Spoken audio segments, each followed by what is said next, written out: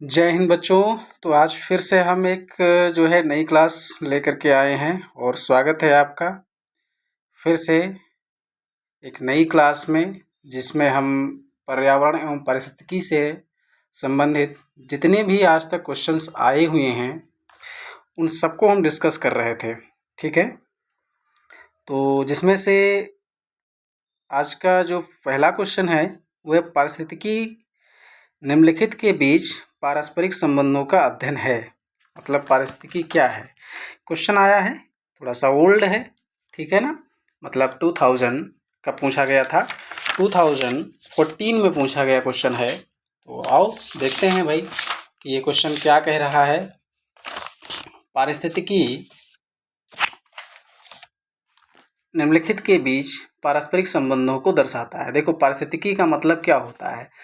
पारिस्थितिकी जीव विज्ञान की वह शाखा है, थोड़ा सा किताबी लैंग्वेज है, ठीक है ना, जिसमें जीव समुदाय तथा उनके वातावरण के मध्य पारस्परिक संबंधों का अध्ययन किया जाता है, ठीक है ना। और इसी को क्या कहते हैं, पारिस्थितिकी पारिस्थितिकी कहते हैं। अगर हम बात करें पारिस्थितिकी पारिस्थितिकी एक मिनट भाई आ जाओ। तो अगर हम बात करें कि पारिस्थितिकी क्या होता है, तो कुछ नहीं, जीव विज्ञान की वह शाखा है। इसमें जीव मतलब जो है जीव समुदाय तथा उनके वातावरण के मध्य पारस्परिक संबंधों का अध्ययन किया जाता है, ठीक है ना। वही क्या कहलाता है, पारिस्थितिकी कहलाता है। पारिस्थितिकी शब्द की अगर हम बात करें तो 1865 में इस शब्द को दिया था, किसने दिया था, रेटर ने।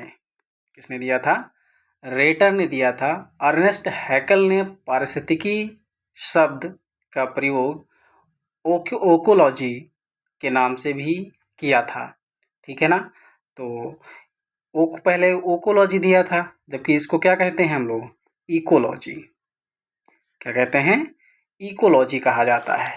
तो पारिस्थितिकी शब्द की जो उत्पत्ति हुई थी वो कब हुई थी, 1865 में रेटर ने किया था, ठीक है। तो पारिस्थितिकी शब्द निम्नलिखित के बीच पारस्परिक संबंधों का अध्ययन है।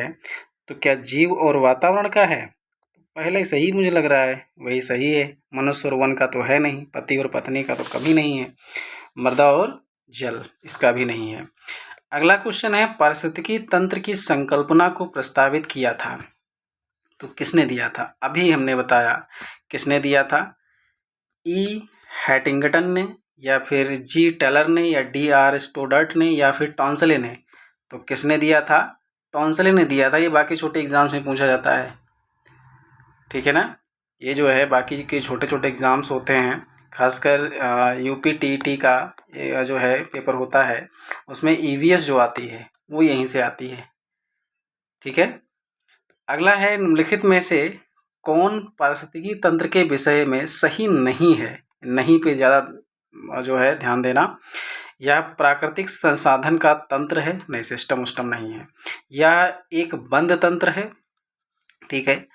इसकी अपनी स्वयं की उत्पादकता होती है, नहीं भाई। या हाँ, यह अजैविक एवं जैविक दोनों संगठनों से युक्त होता है। नहीं का मतलब है कौन सा नहीं है, जैसे ये कहा जाए ये जैविक और अजैविक दोनों संगठनों का संयुक्त, हाँ तो बिल्कुल सही है। इसकी अपनी स्वयं की उत्पादकता होती है, हाँ बिल्कुल सही है। यह प्राकृतिक संसाधन का तंत्र होता है, बिल्कुल सही है। कौन सा नहीं है, ये कह रहे हैं क्लोज सिस्टम होता है, नहीं क्लोज सिस्टम नहीं होता है, ओपन सिस्टम होता है। नेक्स्ट है, किन चार घटकों द्वारा पारिस्थितिकी तंत्र का निर्माण होता है। तो क्या चाहिए, मृदा, तापमान, आर्द्रता चाहिए, नहीं। पहली बात तो अजैविक पदार्थ, और क्या चाहिए, जैविक पदार्थ, जो कि ऑप्शन में नहीं है फिलहाल, उपभोक्ता और वियोजक, ये चाहिए होते। तो ऑप्शन इसमें कौन सा सही हो जाएगा, सी। अगला क्वेश्चन है, निम्नलिखित में से कौन एक पारिस्थितिकी तंत्र के संबंध में सही नहीं है। तो कौन नहीं है, यह एक बंद तंत्र होता है, तो बस यही नहीं सही हो। देखिए क्वेश्चन 2014 में पूछा गया, और यही क्वेश्चन बच्चों कहाँ पर पूछा गया, 2015 में पूछा गया। देखो रिपीटेड है, अगले साल वही क्वेश्चन आया। तो क्वेश्चन प्रीवियस ईयर क्वेश्चन जो हम करा रहे हैं वो इसीलिए करा रहे हैं कि जो है लगभग क्वेश्चन जो है थोड़ी बहुत लैंग्वेज चेंज करके, लगभग क्या मतलब सारे के सारे तो नहीं आएंगे, लेकिन अगर 100 क्वेश्चन है 100 में से अगर 15-20 भी मिल जा रहे हैं तो रिपीटेड क्वेश्चन बहुत होते हैं। ठीक है, नेक्स्ट है, नीचे 2 वक्तव्य दिए गए हैं जिसमें से एक को अभिकथन ए और दूसरे को कारण आर कहा गया है। तो का अभिकथन क्या है कि वायुमंडल एक खुला तंत्र का उदाहरण है। ठीक है, जीव मंडल में पदार्थ के प्रारंभिक निवेश के बाद पुनः नए पदार्थों का निवेश नहीं हो सकता है, परंतु ऊर्जा के निवेश एवं बहिर्गमन पर कोई प्रतिबंध नहीं होता है।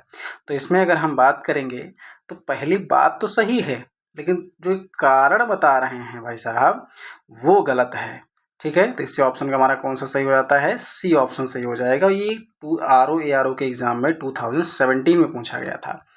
ठीक है, नेक्स्ट क्वेश्चन है, पृथ्वी का सर्वाधिक बृहद पारिस्थितिकी तंत्र निम्नलिखित में से कौन सा है।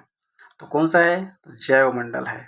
ठीक है ना, कौन सा है सबसे बृहद जो है, पृथ्वी का सबसे बृहद पारिस्थितिकी तंत्र है वो कौन सा है, जैवमंडल है। तो मुझे लग रहा है कि जो है इतना समझ में आ गया होगा। ठीक है, और बाकी के क्वेश्चन हम और लेकर के आएंगे, और उनको भी ऐसे ही ज़्यादा एक्सप्लेनेशन हम यहाँ पर नहीं कर रहे हैं, नहीं तो पढ़ने के लिए आप कहीं से भी देखेंगे, यूट्यूब वगैरह पूरा भरा पड़ा है। एक टॉपिक को डाल देंगे तो बहुत सारा कंटेंट मिल जाएगा, लेकिन हमारा सिर्फ मकसद ये है कि जितने भी प्रीवियस ईयर क्वेश्चन अब तक के पूछे गए हैं उनको डिस्कस करना। ठीक है ना, उनको डिस्कस करना, वो क्वेश्चंस हम यहाँ पर सारे कराएंगे EVS के। ठीक है, ओके, धन्यवाद।